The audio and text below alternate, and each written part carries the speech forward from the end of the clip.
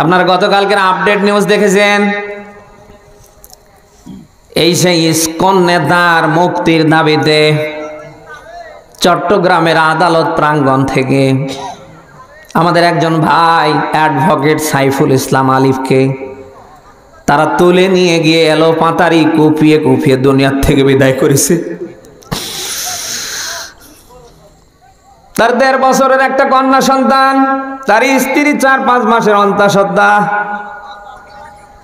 তারা জানাজা হয়েছে, আজ লক্ষ লক্ষ মানুষ তারা জানাজায় গিয়েছে। কি ছিল সাইফুল ইসলাম আলিফ ভাইয়ের অপরাধ?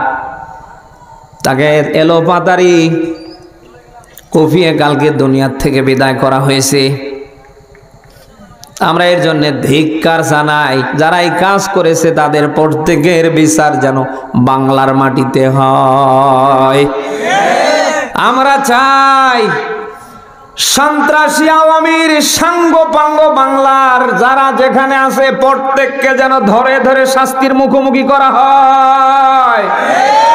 কিসের রাজনীতি ওদের? এদেশে রাজনীতি করবার অধিকার ওদের আছে? এদের দশক সব শেষ করে ফেলেছে। আজ ওরা বিভিন্ন কায়দায় দেশে ফেরার চেষ্টা করছে। আরো আমরা অলরেডি দেখতে পাচ্ছি অনেকে ওদেরকে প্রতিষ্ঠিত করবার চেষ্টা করছে। কথা না বলে বুঝি কি করে? যারা এই আওয়ামী সন্ত্রাসীর পুনর্বাসনের চেষ্টা করবে, এদেশের মানুষ চিহ্নিত করে রাখবে এরাও আওয়ামী সন্ত্রাসীদের দোসর। বাংলায় আওয়ামী সন্ত্রাসীদের কোন দোসরের জায়গা সামনে হচ্ছে না, হবে না ইনশাআল্লাহ। সাইফুল ইসলাম আলিফ ভাইকে যারা নৃশংসভাবে এলোপাতাড়ি কুপিয়ে হত্যা করেছে, আমরা বিচার কামনা করছি। শতভাগ যেন তাদের বিচার হয়, আমরা যেন আমাদের চর্ম চোখে দেখতে পারি।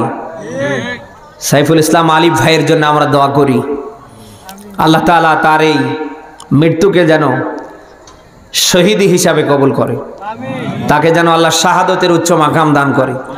তার রেখে যাওয়া ১.৫ বছরের কন্যা সন্তান এবং তার স্ত্রীর পেটে একটা সন্তান, তার এই কলিজার টুকরো সন্তান সহ তার স্ত্রী, তার বাবা মা ভাই আত্মীয় স্বজন যারা আছেন সবাইকে যেন আল্লাহ সবরে জামিল ইখতিয়ারে তৌফিক দান করে। এই রক্তগুলির বিনিময়ে আল্লাহ যেন এদেশে কোরআনের রাজ ১০০তে ১০০ কায়েম করে দেয়। আমরা যেন দেখে যেতে পারি, আমরা যেন আমাদের চর্ম চোখে দেখতে পারি বাংলার মাটিতে কোরআন দিয়ে সবকিছু হচ্ছে। আল্লাহ যেন কবুল করে, বলেন আমিন।